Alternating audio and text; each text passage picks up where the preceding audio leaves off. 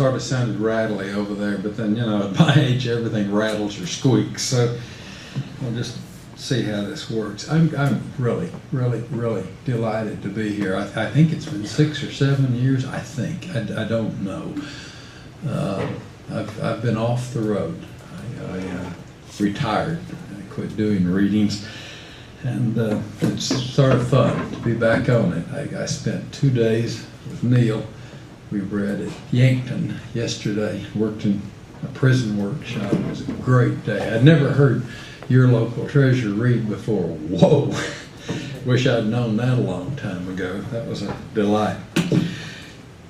And I've got some people in here that I count among my closest living friends on earth. And it is a delight to be back amongst you people. And some new friends in the making, and I'm delighted with that too. Here's what I have in mind tonight. Last time I was on this campus, I was with my big brother and very good friend Bill Clefcorn, and it's nothing. This place has nothing but memories of that and him for me. And tonight I'm going to do, even though I'm sure some of you younger people in here probably never even really heard of Bill Clefcorn. Well, I'm sorry. It's sort of a misfortune for you. But I'm going to do a reading basically for and of him tonight. I finished a manuscript of a new book called Last Call. The title comes from a little contest he and I had back when he was doing his drinking days, and we would say, who can come up with the 5 saddest words in the English language? Okay, who can do it in 4? Who can do it in 3? And we got down to 2.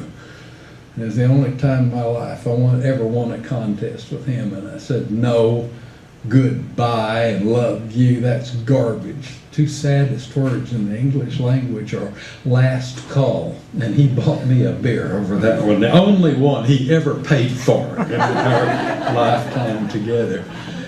And I'm going to read a beginning poem from this book. I'm going to read sort of longish stuff. I hope that's okay.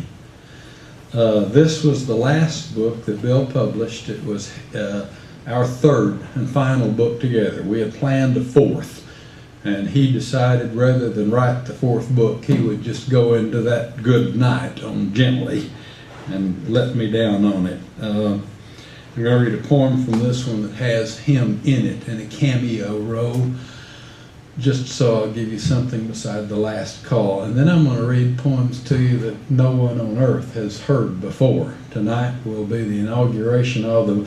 One of them is a revision, however, of a poem that I wrote about 35 years ago, and it was the first poem I read the night I met Bill Clefcorn at Wayne State in Wayne a million years ago. And that poem had to be rewritten as part of the book. So that's what I've got planned. On the other hand, I should tell you, Jan and I reared 2 children completely through their teenage and adolescent years into quasi-adulthood and seeming oxymoronic economic independence. That, however, means I accept argumentation, interruption, criticism, and correction on a minute-by-minute basis. So anytime during the read you want to hold up your hand and say, whoa, let's talk about this a minute, or gee, that stunk worse than usual, you know, that's okay. We can do that. I think this should be sort of participatory as we go. I know what I need to do right now. I've got to find, where's my jacket? I've got to get my glasses. Hang on.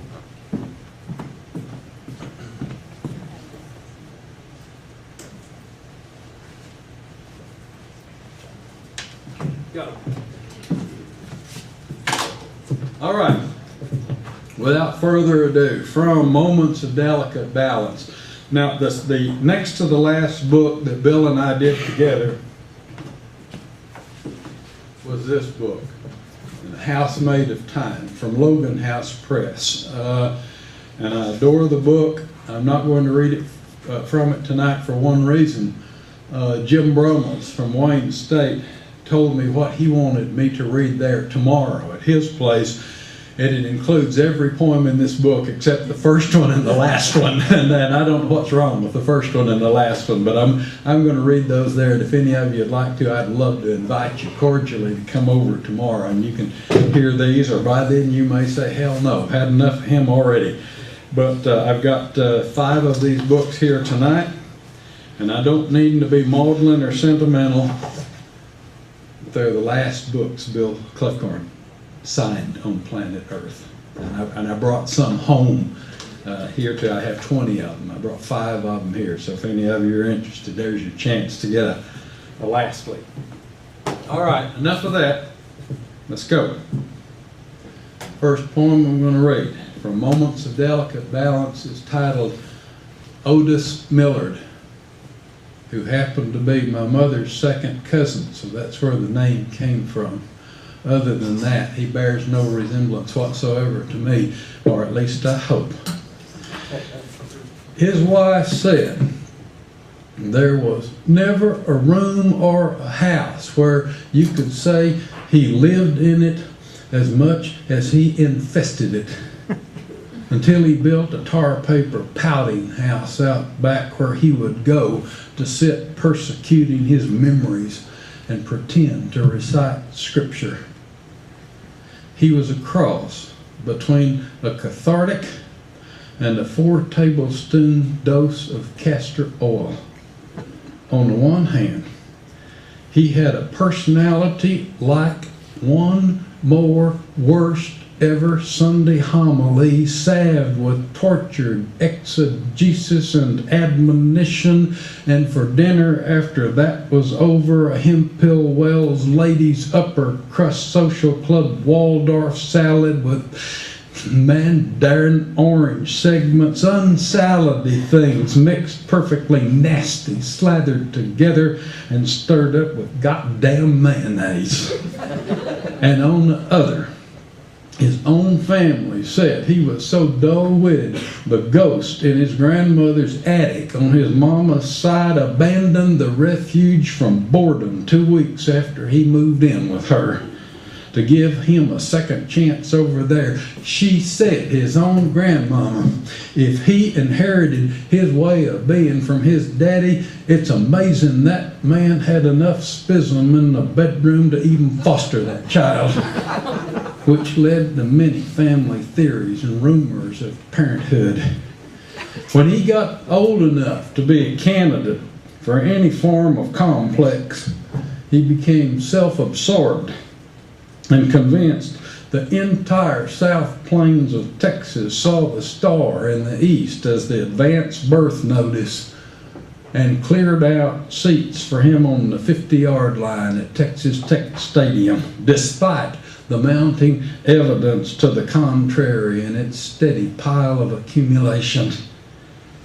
To any form of suggested self-correction, advice, or criticism, he would say he was ambivalent to every bit of it, a self-made man who didn't answer to nobody.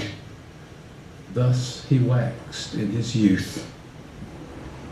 Anon, when the time came for contemplation of the Rubicon, he cast about to survey the available picked-over lot for the highest-ranking suitee, offering elevation on the Garza County social ladder, then settled upon Bill Wayburn's daughter with the big ears and turned-up nose.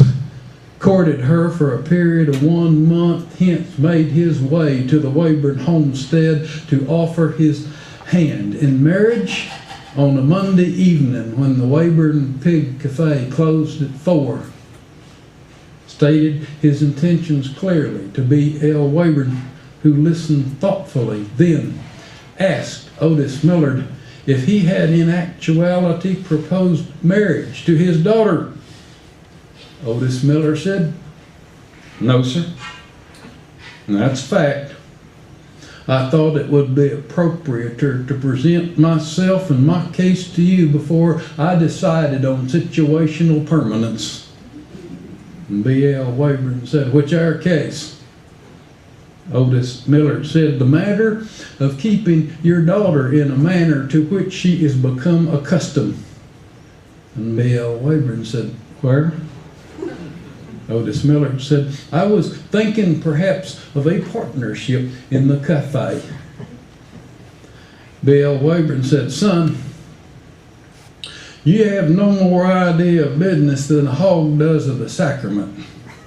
It ain't enough money in that cafe to keep one family in a prosperous manner to which they would like to become accustomed much of a Whatever possessed you to think of such a thing?"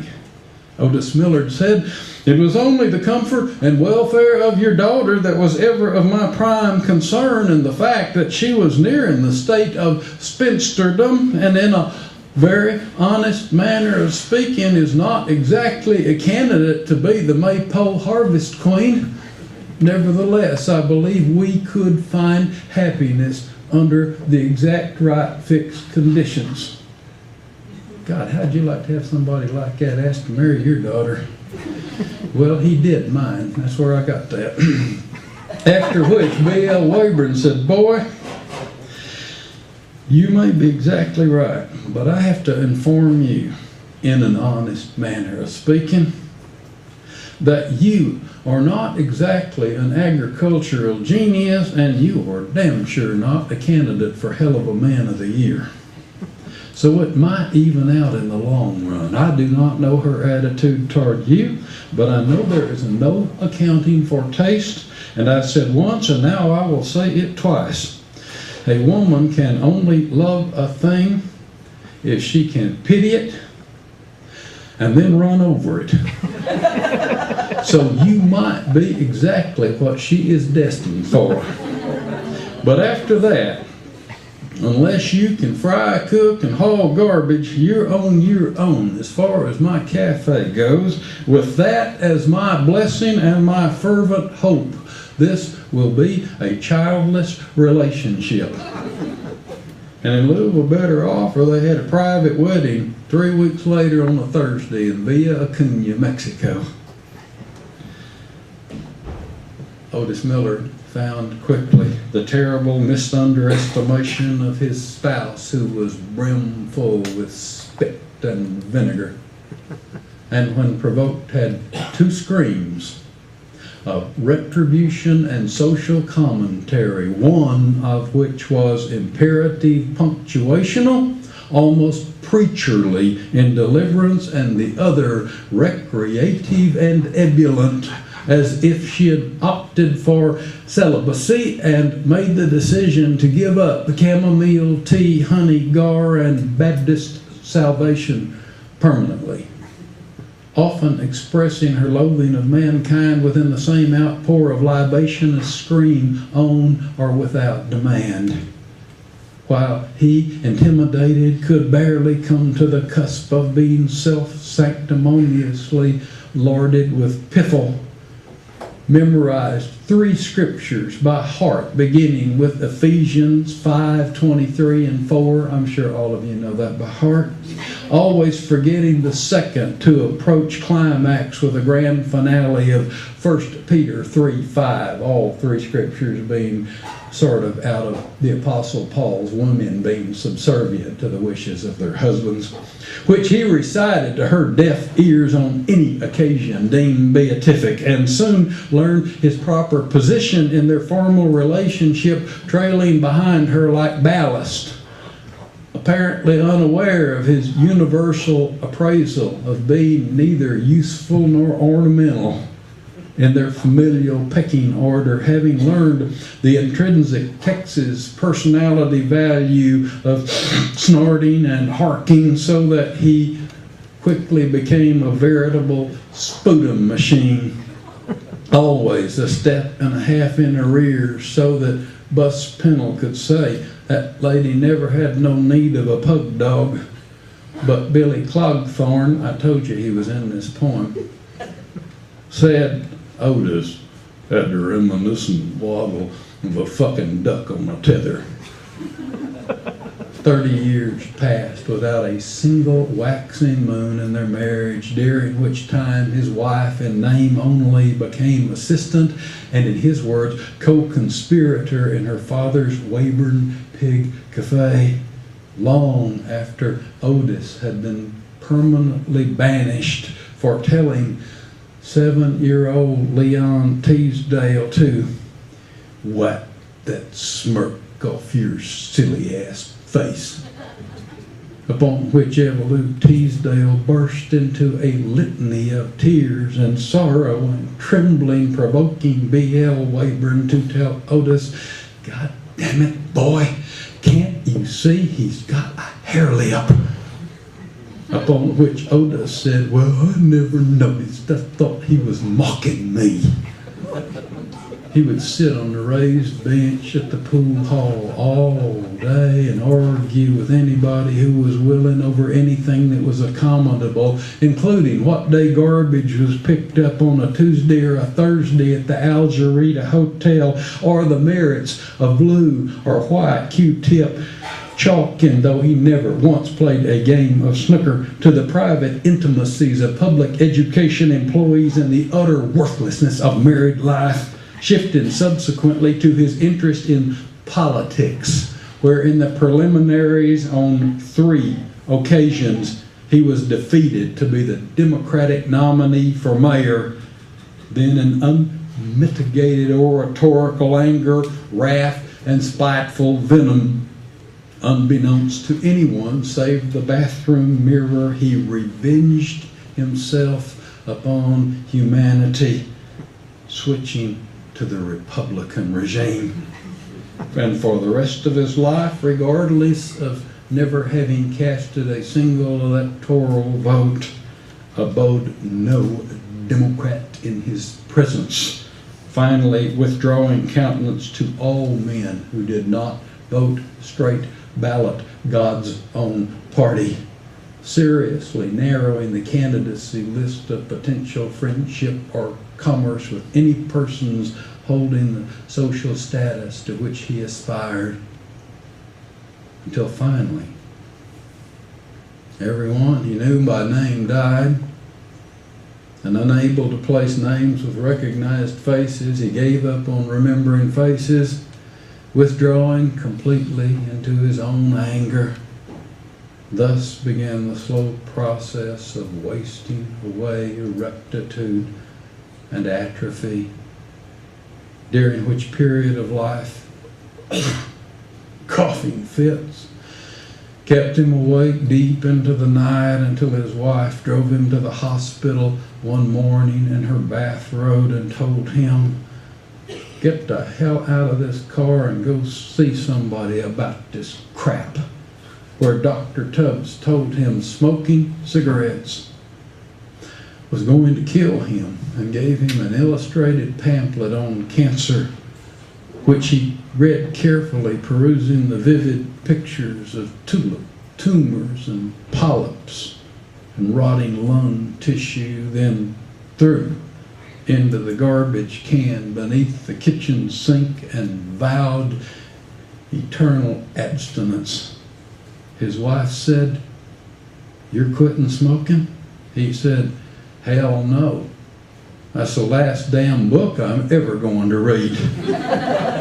And as far as she knew, he kept his word. It was then he built the tar paper pouting house with the dirt floor, which became his sanctum sanatorium in a world he no longer acknowledged or pretended to belong to.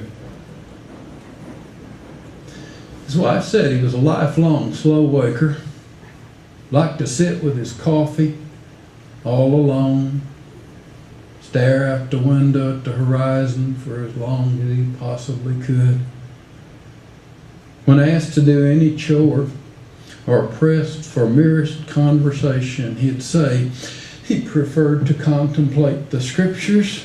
No one ever saw him read in solitude, until he had his heart right with the God she knew he didn't believe in as his chosen remembrance, out in that cross-the-track shanty she planned to tear down tomorrow. And now the impetus for the poem. I found this obituary in the Pipe Springs Bugle, November 17th, 1956, page 4. I was going to publish that as a found poem. Even had it ready to send into a magazine when the rest of the poem you just heard came to me in a dream and said, you better write this first. If they put up with this, then they'll read the obituary. Otis Millard. Closed casket. Graveside services were held on Thursday for Otis Millard, date of birth unknown, who apparently died on Tuesday when he was found in the shed behind his house after not coming in for supper by his wife of unknown causes, though it is known he claimed to be inflicted with black lung disease not caused by or incidental to cigarette smoking. His family had no knowledge of previous employment in the mining industry or extended employment at any other workplace. He attended high school in Matador. It is unknown whether he graduated. He is survived by his wife, who asked that her name not be used in this obituary. The marriage produced no offspring. B.L. Wayburn announced that free coffee would be offered at the Wayburn Pig Cafe to anyone who stated that he or she was a personal friend of the deceased. I had fun writing that anyway.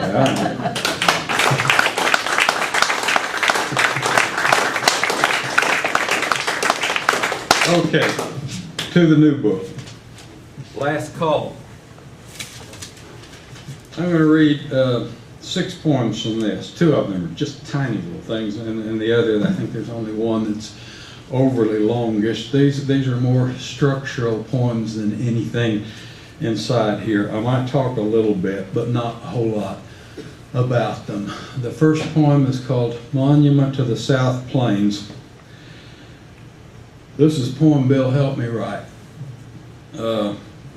I went last August up to my place on the Cascade River in northern Washington, and I planned to write a poem about my close friend's Mastiff dog. You all know what a Mastiff dog is?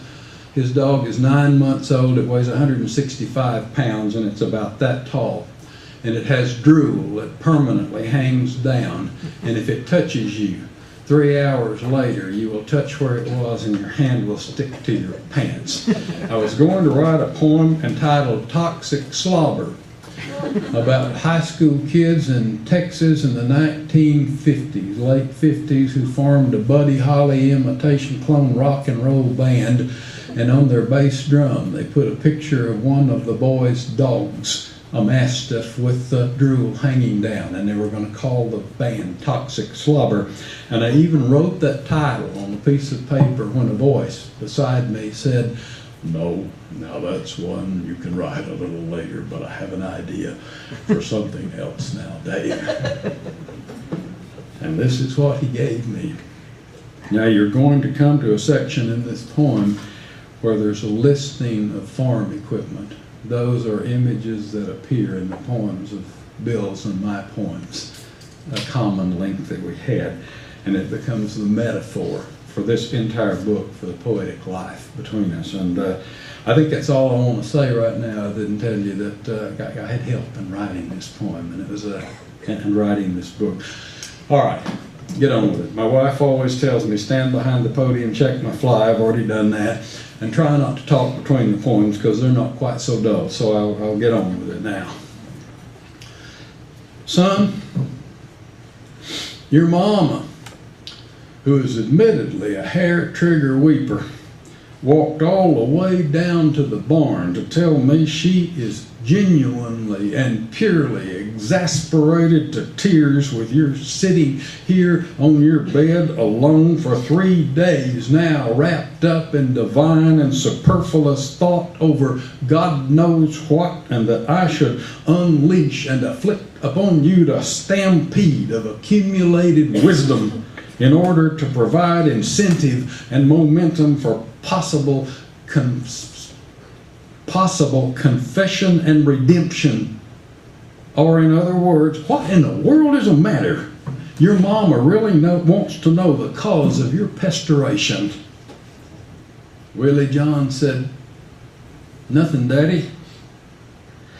I have to make a project in indigenous sculpture for my physical art thesis, and I'm trying to come up with a mental design and materials with not a lot of luck so far I can speak of. Behold, a wonder, said a poet, you were named for once beneath a time, son. Out behind the very barn where I have been piddling all morning rests a considerable bevy of red bricks and dead concrete forms on the larboard side, a minor subaltern deity's ransom of worn-out farm equipment my daddy put out for years, wondering if there would be any use for it before the second coming of the Russian bomb. Inside the barn, 7 sacks of ready-mixed concrete along with an arc and acetylene welder and even a soldering iron. I would be as happy as a crow that found a dropped plate of communion wafers if you could utilize that indigenous scrap material so that it would seem I had a purpose all along for my years of unrequited salvage, separation, and stacking. You got any ideas about what it could be? No, sir. You go out there and stare at it for a while. If you need lessons on that talent, I am available for instruction. I'll bring along a chair if it takes too long, drawing up a mental plan of opportunity to endure and prevail, as the other man you were named after once said. Build your sculpture any way you want it, as long as it looks good from the kitchen window to your mama, as a monument for the rest of her life to your teenage years. And when you are done, we will call it the Statue of Limitations until a better title comes along. Anytime during construction you think it's gone wrong, give a word. I'll knock it down with the tractor. You can start again until you get it right. Willie John built 3, tore down 2, finally settling on a tower amalgamated between an obelisk and a Babel ziggurat, a spiral of plowshares, fenders and motor covers, tractor seats and steering wheels, a corn planter, spring-tooth harrow and flat cultivator, manure spreader, deep trench disc cultivator and windrower, all manner of painted and rusted equipment conjoined, invisible in the warp and woof. The new body rose from a blood-red brick base and a gathering of barbed wire strung against an open side, like it emerged from the skeleton of an overlooked and dying chthonic deity, a Texas god, resurrected and ascending from the barnyard, straining against gravity's death clutch and his father's terrible acrophobia, grasping upward into nothing more than still air. Building materials so heavy and bundlesome that at last Willie John devised and constructed a 58-foot derrick with a block and tackle pulley system to hook up a John Deere engine, a magically and technically impossible 6 feet above the rig. A great skull atop the megalith, a pair of steel irrigation pipes protruding like massive horns upward from the sides. After the last Arkwell lightning burst, the final ascetic flame, the penultimate binding smear of cement, wrap of baling wire, spit and glue, he brought his parents to stand beside the barn and view the monument to the South Plains rising from the abandoned feedlot, and his father trembled. His mother wept as if she were viewing the birth of a first grandchild before the great sculpture, soughing with the wind's movement, marking the pathway of light's footfall. On the near horizon, a ripening field of cotton, and behind, knee-deep in the white foam of crop, 3 scattered pump jacks. Their rise and fall like the distant shapes of migrant pickers working their slow way through the half-mirage. "My Lord," he said, "Willie John, that thing's alive."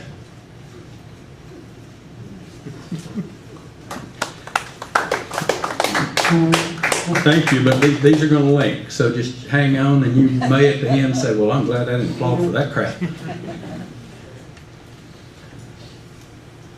Overheard conversation between Billy Clogthorne and his son William, age 16, a few years back. "Being your own man is a good thing, Willie. It's a first step toward economic independence, which is an oxymoron, and self-reliance, which may be a status more attainable at this juncture. But you need to know, being your own self-reliant man means one thing: making a map ahead of time to find your way out of hell, which is damn close to the sum total of everything on earth I've learned up to this particular juncture in the process."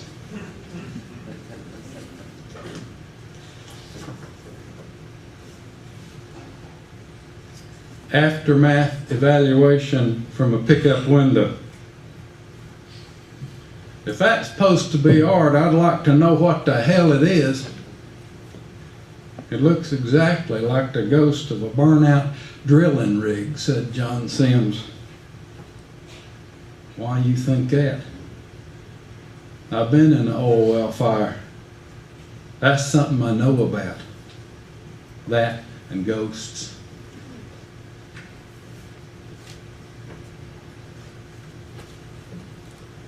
Skip way ahead now, actually skipping to the end of the book.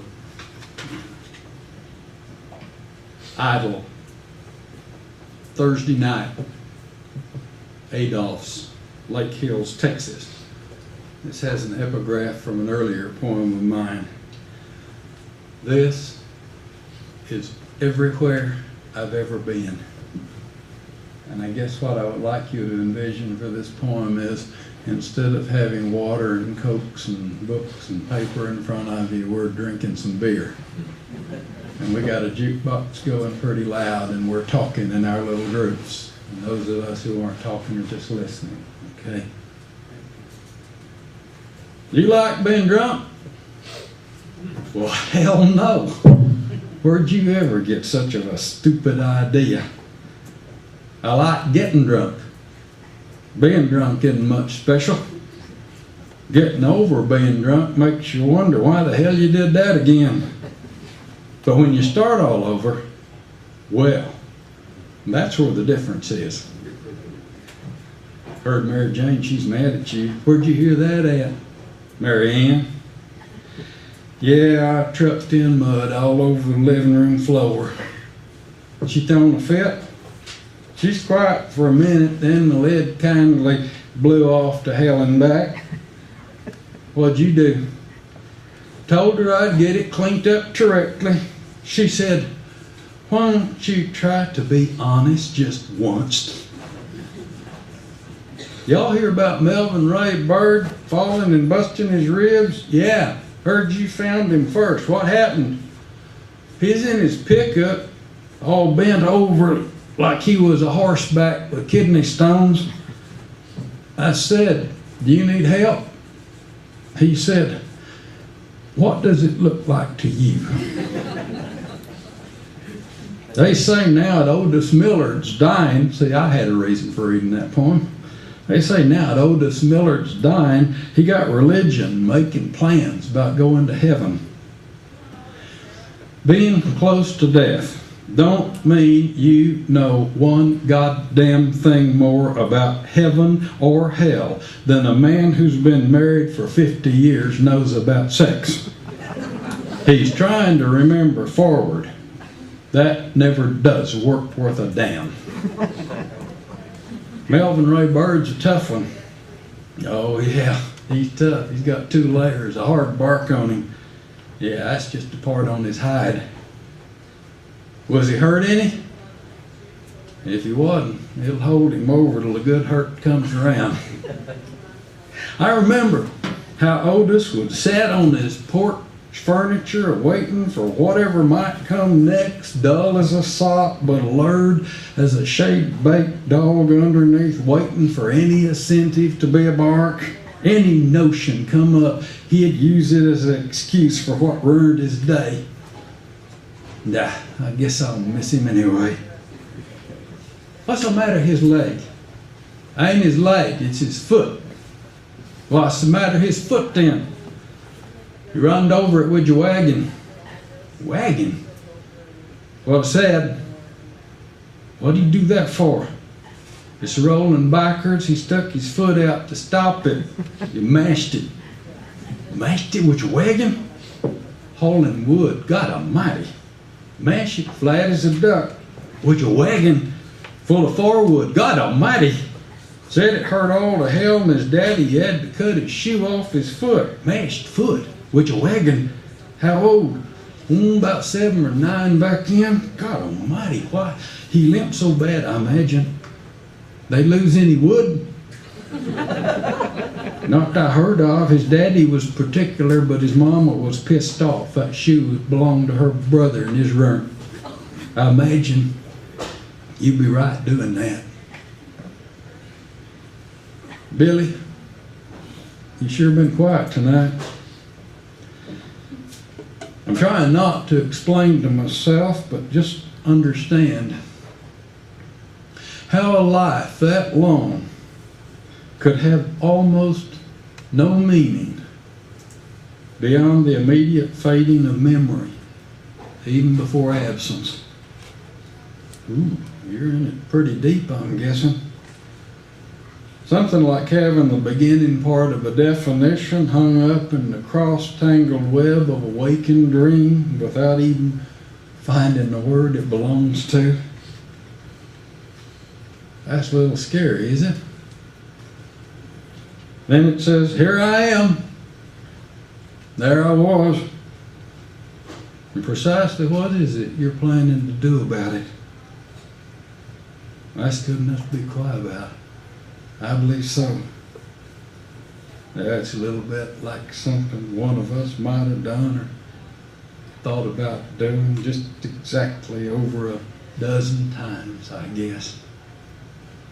And that one I agree with. You drunk enough to soliloquize? I believe so. What's the topic? Pick one. RB, you and Ollie come on over. Billy's feeling loquacious. What about? I expect it'll either be the Grand Inquisitor or the lockbox of creation. Something similar, pretentious as hell. It's his speech, he'll decide. Will we be able to understand it? Nope, not a word. We'll be right over then. I think I'm thinking about that sculpture Willie John made and how it's wrapped up in time and space. We have to have time and space so we can have a world and live in it. If we didn't have time, everything would happen all at once. You'd be your own daddy and son with you smashed and squatched up in between, which, ironically and poignantly, is exactly the way I feel at this particular juncture of my near-to-end life, as I constantly feel the press of legacy at my back and my hopes of the future smashed into my face with the mandatory rejection of a considerable portion of my own earned and personal beliefs and ideology by my beloved progeny, all being necessary, intimidating, and to a certain, somewhat uncomfortable nature that I must come to embrace repulsive in order to maintain a dynamic universe and world. And if we didn't have space, everything would be a swallowing whole with the sun and the moon and every damn one of the stars coming right down on top of us, which once again I've come at this juncture to realize is exactly the way I find myself, trapped in a body that is shrinking, crushed, and rotting around me, while, in spite of the steady accumulation of evidence to the contrary, I'm doing everything possible to maintain a sense of personal strength and dignity whilst living within that confinement, continuing to wage war against the scientific facts of gravity and chronology, fighting the good fight against my persistent fears of anorexia and exercise addiction, yet realizing no longer year by year, but week by week at an accelerating pace that ultimately and finally, there is no fucking way I'm going to even win a battle. That's why they're the most important. Without them, we wouldn't have Newton's third law of physical motion. All other things come next. After that, they're all waiting to happen, or they've already happened. But neither one did until there was a where and a when, so it could, and if there wasn't a that, everything immediately becomes a wasn't, because there would be no documentation. Thus, it couldn't have been, at least in any objective sense. And that's how his sculpture works for me. With all his assemblage of the paraphernalia of the past thrust up into the ether in a manner worthy of mythological ponderance. What I think it was he was trying to say, and why it is. So, gentlemen, there you go. All of which I've come to understand in the course of an evening which has perfectly convinced me that I cannot, should not, and will not ever deserve a claim on any part of that monument or its significance, which in like manner has brought me to the realization that for that very reason, the one thing I will desire and lay claim to for the rest of my life is personal, aesthetic, and enduring mental ownership of that very object. And I have made up my mind that I do not have to think about that anymore tonight. What'd you think, Ollie? I thought it was pretty good. What all of it I understood, worth a bear, I believe. What about you, Clovis? There was almost a stay thou art so fair moment. Glad I asked for it. In the words of the prophet, I believe we heard something almost being said. I'm drunk enough to almost shed a tear over that one. No. Tears are salty. And you have high blood pressure and can't tolerate it. Let's go home. I'm about ready, Billy. Let's call it a quit and get it over with.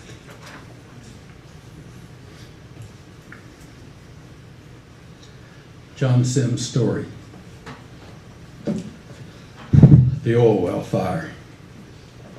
There's an epigraph. Le Chate Ogni speranza, voi scendere. Dante Alighieri, Inferno, Canto 3, line 9.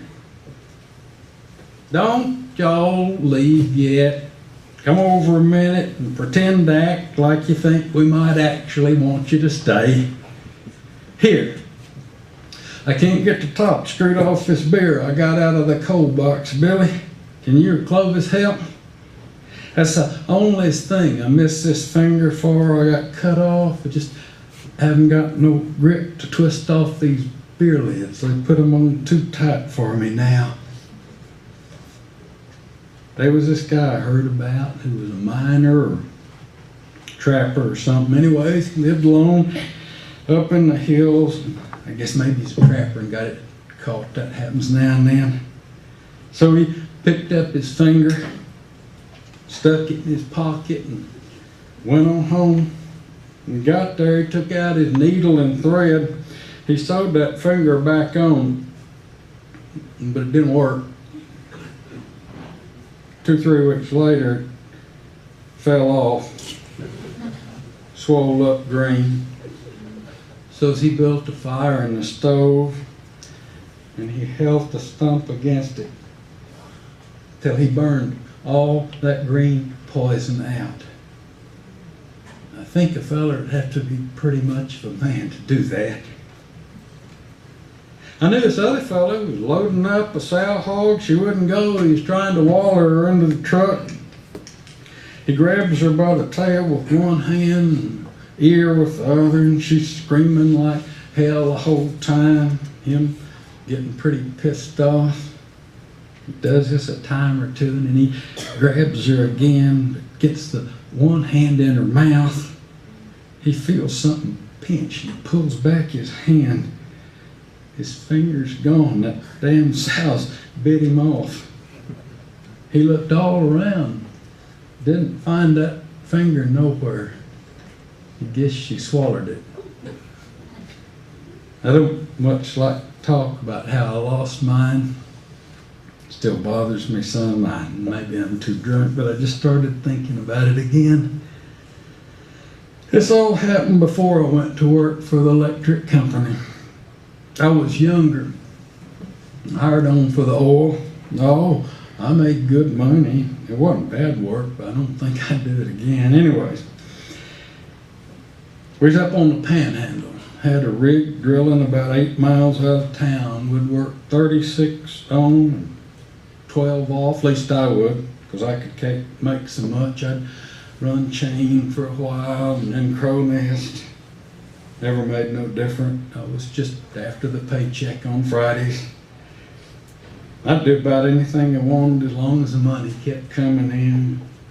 They seemed to like that. Anyways, we was down near 7,000 foot, over a mile. We knew the oil was right there. You get the feeling it's going to blow, coming through any time. Here comes the foreman.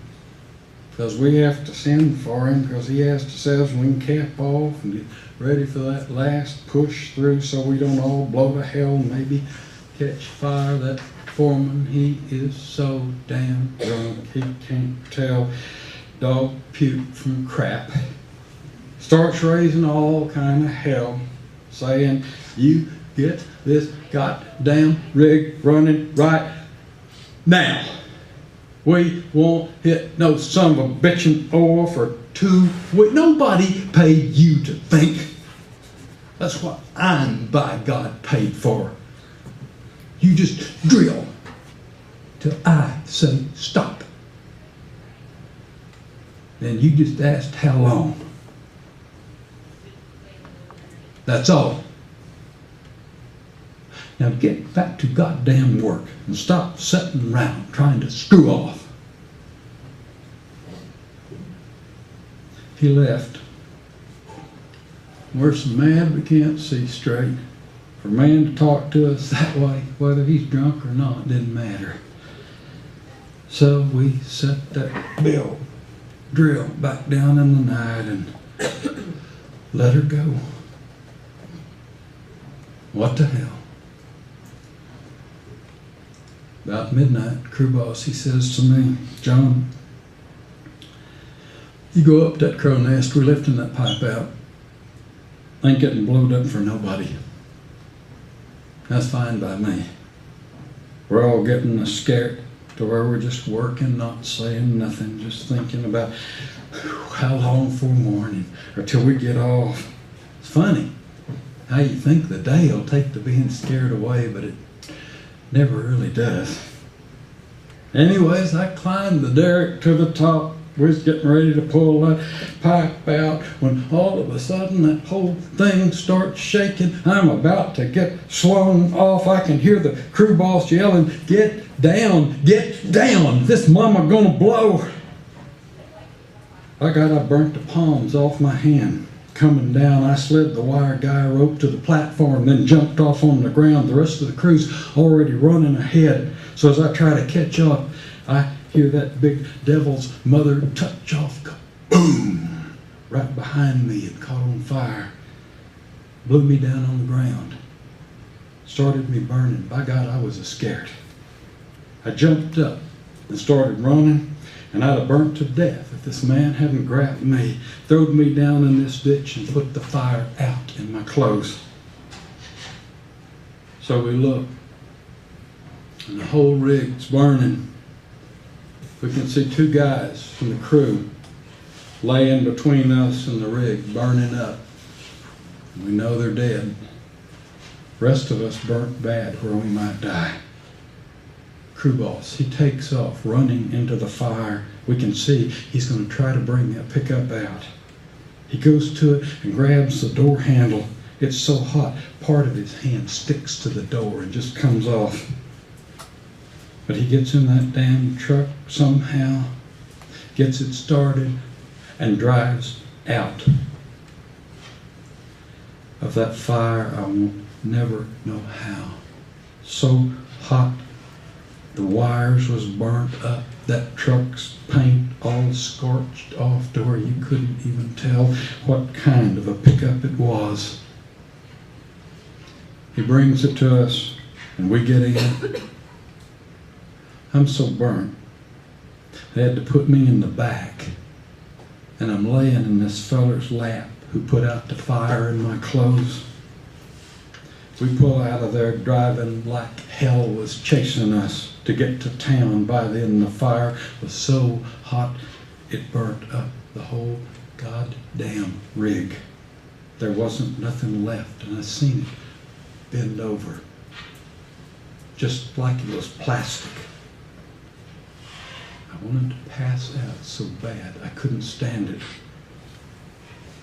I didn't.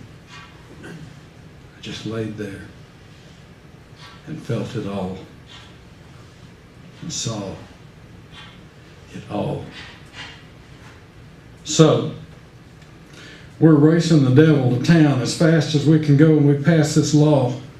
He turns on his red light and chases us till he gets close enough to see, and then he pulls ahead and leads us through town about 90 miles an hour to the hospital, where he jumps out and runs over and opens the door, and he just puked like hell. 3 up front was already dead. 2 of them stuck together. They're burnt so bad.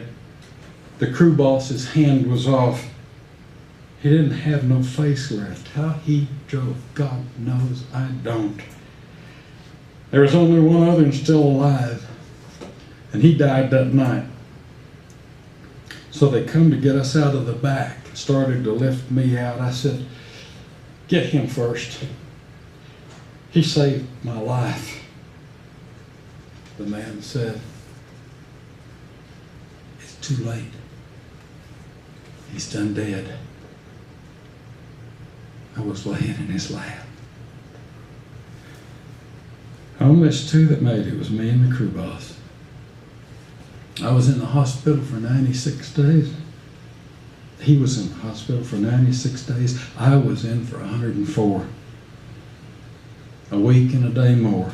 I remember, because he come to see me when they let him out. He was burnt so bad I couldn't tell who he was till he said something.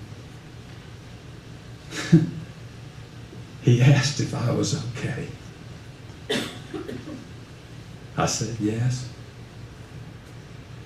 We just looked at each other for a minute, and then he walked off. I said, be seeing you. He just waved. 3 days later, he drove his car into a bridge and killed himself.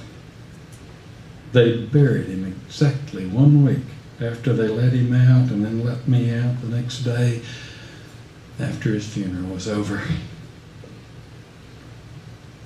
I don't have no bad scars left that show. My legs are still burnt good. I can feel it. I get cold, have to wear them long underwears all year on my legs. My hands is so thin they bleed easy. Skin's about as thick as a cigarette paper, but I'm lucky, I guess. All the rest are dead, except me. I went back to work for the oil next day because I didn't have nothing else to do, and they put me on chain wrapping pipes. And that's when I done it. Hadn't been working an hour. When this fellow on the other side threw his chain, I felt it hurt, so I finished and took off my glove, and the finger stayed in. I said, you son of a bitch, you done cut my finger off. I think he heard. He didn't say anything. Well, I'd had it. I went to man and said, that's it. Time to pay me off. Oh, he tried to get me to stay home, but I lost the case. Didn't care no more. Because after that, I went down south for an electric company and had to get my stomach cut out. And then I come here to die. This is a pretty place. I didn't have nothing better. Every day, Laverne packed me lunch. And I'd draw her a map of where I'd be if I didn't make it home. I was weak, couldn't hardly stand. So I'd drive up to the Cap Rock edge, where I'd take off my clothes, let the sun shine on me. My muscles wouldn't heal up on my stomach, where I'd been burned, just ugly skin there you could see through. I only weighed 96 pounds. I'd lay on a quilt and look back at the valley and just wait to be dead. Have it done. You know, by God, I guess I'd still be up there waiting. Except after a while, Laverne, she went and bought these 2 hogs for me. She knew I'd like that. I got to coming down early to feed them. When I was up there, I'd get to thinking about the market, making money. I'd get so excited. I come down one day early, went to looking for a boar to get a herd started, and the next day I forgot to go up and die. Pretty soon I quit thinking about it altogether. It just don't take much to keep some people going. And that gets us about to here, which is nearly last call before heading home. Time for one last beer. They say God takes special care of children and idiots. I guess he's always been watching out for me and you too. By God, I'll always remember them times. They was good times for the most part. Oh, but I do hope to Christ they don't never, ever come back.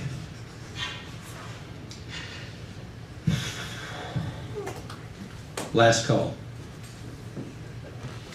The 2 saddest words in the English language from a conversation with Bill Clefcorn. Tonight, moon glow from within, softly, like a candled egg.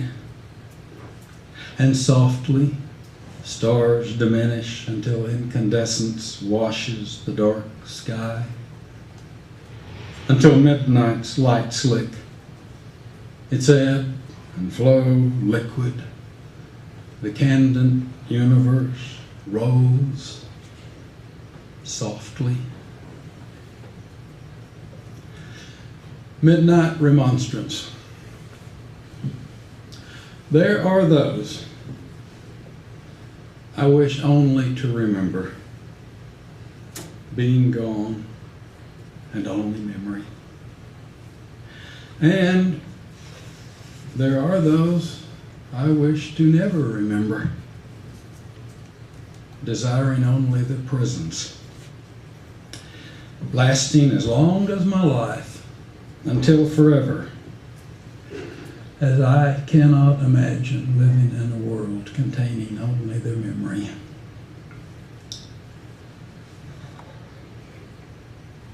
And you, my friend, whom the gods call into that other alone, wherever you wait, be it desert or forest, mountain or seaside, find tinder,